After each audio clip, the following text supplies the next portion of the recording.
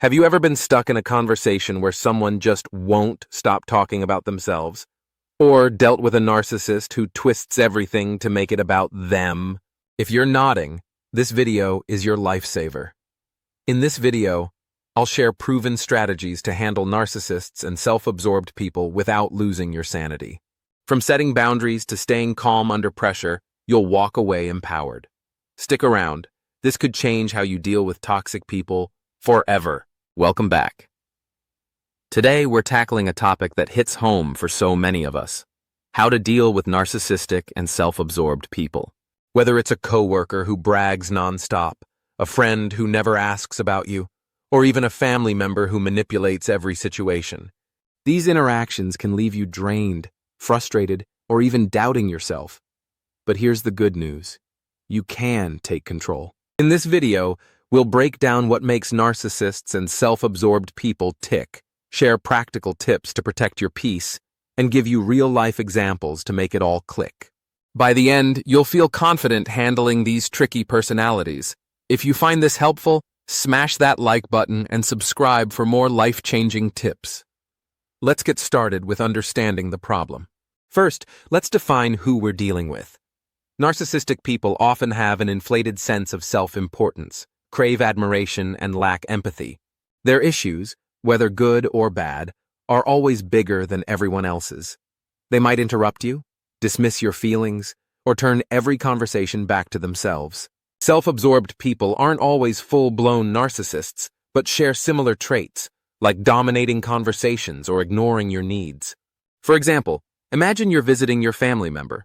You start sharing about an experience, but she cuts you off to talk about her job and how indispensable she is, for 20 minutes straight. Sound familiar? That's self-absorption in action. Narcissists take it further. They might guilt-trip you if you don't praise them or gaslight you to feel like you're the problem. Why does this matter? Understanding their behavior helps you realize it's not about you. It's about their need for control or attention. This mindset shift is your first step to staying grounded. Now let's get to the good stuff: how to handle these people. Strategy 1 is setting firm boundaries. Boundaries are like invisible fences that protect your emotional energy. Without them, narcissists and self-absorbed people will walk all over you. Here's how to do it. Be clear and direct. If someone's monopolizing the conversation, politely interrupt. Try, "Hey, I'd love to share my thoughts too. Can I jump in?" Limit exposure. If your friend brags or complains endlessly, reduce non-essential interactions. Politely excuse yourself after a few minutes. Say no without guilt. Narcissists often push for favors. Practice saying, "I'm not available for that," and don't over-explain. Let's look at an example. My friend had a narcissistic boss who'd call her at 10 p.m. with work demands. She started setting boundaries by saying, "I'm happy to discuss this during work hours tomorrow." At first, her boss pushed back, but she stayed consistent. Over time, the late-night calls stopped. That's the power of boundaries. Pro tip: expect resistance. Narcissists hate boundaries, but stay calm and firm. You're not being rude. You're protecting your peace. Strategy 2 is staying calm and not taking their behavior personally. Narcissists and self-absorbed people thrive on emotional reactions. If you get upset, they feel in control. But if you stay cool, you take away their power. Here's how. Use the gray rock method. Act neutral, like a boring gray rock. Give short, unemotional responses like, interesting, or I see. This discourages them from targeting you. Pause before reacting. If they provoke you, take a deep breath and count to 3. This helps you respond rationally. Remind yourself it's not about you. Their need to boast or manipulate comes from their insecurities, not your worth. Mike dealt with a narcissistic uncle who'd criticize everyone at family dinners. Mike started using the gray rock method, nodding politely without engaging. Eventually, his uncle moved on to someone else for attention. Mike stayed calm and saved his energy for people who mattered. Strategy 3 is redirecting conversations to keep them balanced. Self-absorbed people love talking about themselves, but you can steer things back to neutral ground. Here's how. Ask strategic questions. Shift the topic to something mutual. For example, if they're bragging about their vacation, say, "That sounds fun. Have you ever been to a place you both know?" Use humor. Light-heartedly interrupt with, "Okay, your life's a movie. Now let's talk about something else." It's playful, but sets a boundary. Bring in others. If you're in a group, say, "Hey, what does everyone else think?" to dilute their dominance. Take a coworker who'd ramble about his achievements. I'd redirect by saying, "Wow, you're killing it. By the way, have you seen that new project we're all working on?" It shifted the focus without confrontation, and he wouldn't even notice. This strategy works because it keeps the conversation flowing while subtly asserting your presence.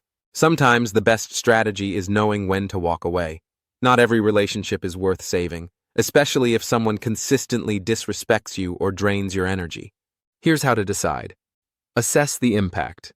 If interactions leave you feeling worthless or anxious, it's a red flag. Limit contact. For non-essential relationships, e.g., a toxic friend, reduce communication gradually. For unavoidable ones, e.g., a family member, keep interactions short and surface level. Cut ties if needed. If someone's behavior is abusive, manipulative, or self-centered, it's okay to walk away entirely. I have a relative, a self-absorbed one who'd only want to discuss themselves but never listened. I tried boundaries and redirecting, but nothing worked. Finally, I reduced contact. It was tough, but I feel liberated and focused on healthier relationships. Walking away isn't giving up, it's choosing your well-being. You deserve relationships that lift you up. Dealing with narcissists and self-absorbed people is draining, so let's talk about building resilience to stay strong. Practice self-care. Journal, meditate, or exercise to process emotions. Even 10 minutes a day helps. Surround yourself with positive people. Spend time with friends who listen and value you. Reflect on your worth. Write down 3 things you love about yourself daily to counter any self-doubt. After dealing with a narcissistic coworker, start journaling your feelings. It will help you see their behavior isn't your fault and will boost your confidence to set boundaries. Resilience isn't just about surviving, it's about thriving. You've got this. And there you have it, your ultimate guide to handling narcissists and self-absorbed people like a pro. From setting boundaries to staying calm, redirecting conversations, and knowing when to walk away, you now have the tools to protect your peace and take back control. Here's my challenge to you. This week, try one of these strategies. Maybe it's saying no without guilt or using the gray rock method. Notice how it feels to prioritize your well-being. You are not here to be anyone's doormat. You are worthy of respect, kindness, and genuine connection. If this video helped you, give it a thumbs up, share it with someone who needs it, and subscribe for more tips on navigating life's challenges. Drop a comment below. What's your go-to way to handle tough personalities? I'd love to hear. Until next time, keep shining. You've got this.